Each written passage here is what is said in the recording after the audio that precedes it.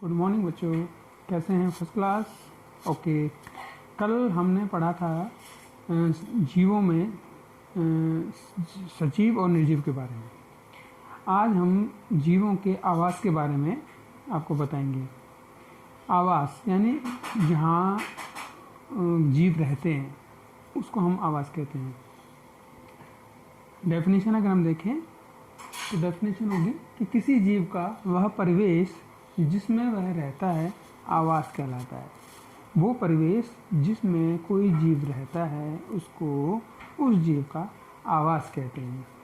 अब आवास को थोड़ा और डिफाइन मैं करता हूँ तो आपको समझ में आ जाएगा कि आवास कैसे होता है। जैसे कि जलीय आवास, मछली है, शार्क है, व्हेल हैं, ये जल में रहती है, समुद्र में रहती है, तो वो उनका जलीय आवास हो गया।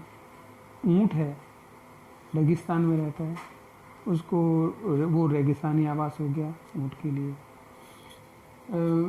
बर्फीला आवास हो गया, जैसे ध्रुवीय भालू हैं, पेंगुइन हैं, बर्फ़ में रहते हैं बिल्कुल ठंडे प्रदेश में, तो वो उनका बर्फीला आवास हो गया। तो सभी जीवों का अपना अपना एक आवास होता है जो उसमें रहने के लिए, वो आवास उनको उसमें रहने के लिए अनुकूलन देता है। वो जीव उस आवास में रहने के अनुकूल होते हैं। जैसे हम बात करें मछली या व्हेल की या शार्क की, ये ज़मीन पे तो रह नहीं सकते या बर्फ़ में नहीं रह सकते, ये पानी में रह सकते हैं। तो पानी इनके लिए अनुकूल है, पानी में ये अनुकूलन होता है इनका और ये बड़े सुरक्षित भाव से रहते हैं। दूसरा है बर्फीला आवास। जो ध्रुवीय भालू, सफ़ेद भालू होता है, वो हमेशा बर्फ़ में घर बना कर रहता है, बर्फ़ के अंदर घुस के रहता है, उसे ठंड नहीं लगती, वो वहीं के अनुकूल है। उसकी त्वचा है, उसकी त्वचा पर इतना मांस होता है, इतनी जिसकी और बाल होते हैं कि उसको ठंड नहीं लगती, वो उसके लिए अनुकूल है। अगर हम उसको यहाँ रेगिस्तान में ले आते हैं या हम इस आवास पे स्थलीय आवास यहाँ पर ले आते हैं तो वो बहुत अधिक समय तक जिंदा नहीं रह सकता, क्योंकि उसको ठंड में रहने की आदत है, वो उसके अनुकूल है। तो आवास जो है अपने अपने जीवों के लिए अनुकूलन पैदा करता है, उनके हिसाब से वो रहते हैं जीव। तीसरा जैसे मैंने लिखा है रेगिस्तानी आवास, ऊँट है।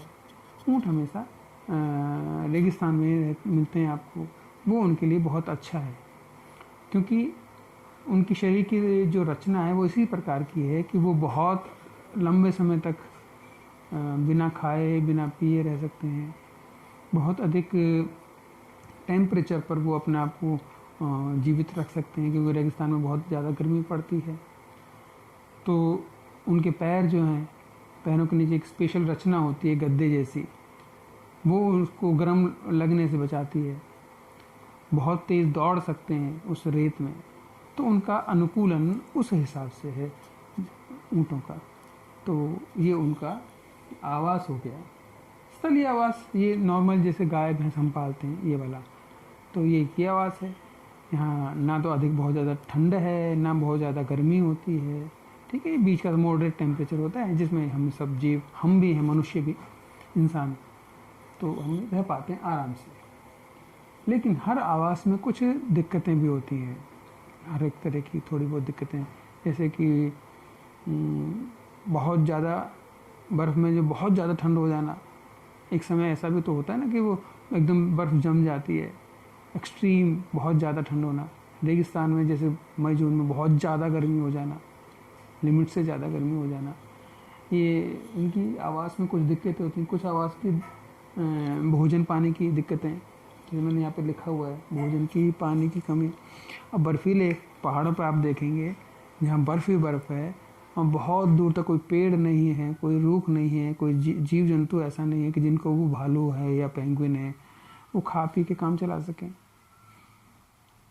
कहीं कहीं पानी जो है समुद्र होता है, उसके बाद बर्फ़ पड़ी होती है, तो वो पेंगुइन है तो वो उसके अंदर पानी में जाकर के मछलियाँ खा लेती हैं। लेकिन जब एक्सट्रीम ठंड होती है, जैसे मैंने बताया कि बहुत ज़्यादा ठंड, टेम्परेचर बहुत ज़्यादा कम हो जाता है, तो बर्फ़, वो पानी जो जम जाता है, तो वो उनके लिए बहुत दिक्कत के समय होता है कि वो उस समय खाना नहीं खा सकते। ऐसे रेगिस्तान में मैंने बताया कि बहुत ज़्यादा टेम्परेचर होता है, तो वहाँ पानी की बहुत कमी है। रेगिस्तान में बहुत दूर दूर तक आपको पानी नहीं मिलेगा, खाने के लिए भोजन नहीं मिलेगा, पेड़ पौधे बहुत दूर दूर तक दिखाई ही नहीं देते। तो उनमें जो रहने वाले जीव हैं उनको दिक्कतें होती हैं, हो सकती हैं। तो वो कुछ आवास में दिक्कतों के बारे में उन्होंने बताया। ठीक है, तो आवास कहते किसे हैं, उसकी डेफिनेशन, आवास कितने तरह का होता है, किस में हमने बांटा है, और उनमें उन आवासों में कौन कौन से जीव रहते हैं, आवास में कौन कौन सी परेशानियां दिक्कतें हो सकती हैं, जीवों को होती ही हैं, तो उनके बारे में मैंने आपको बताया। इसके बारे में आपको क्वेश्चन करने हैं अपनी कॉपीज़ में। क्या लिखना है, ये शायद दिख नहीं रहा होगा तो मैं इसका फ़ोटो भी आपको भेज देता हूँ कि आवास किसे कहते हैं, इस क्वेश्चन का आंसर लिखना है। आवास कितने प्रकार का होता है, आवास के हिसाब से जीवों के नाम आपको लिखने हैं, ठीक, और आवासों की अपनी अपनी जो दिक्कतें हैं, परेशानी हैं, वो क्या होती हैं, एक वो क्वेश्चन आपको करना है। ठीक है, ये क्वेश्चन आज का आपका होमवर्क भी हो गया, और इससे संबंधित कुछ क्लिप्स हैं, कुछ वीडियोस हैं, मैं भेजूंगा, आप उनको भी देख करके कुछ सीख सकते हैं। Okay, thank you.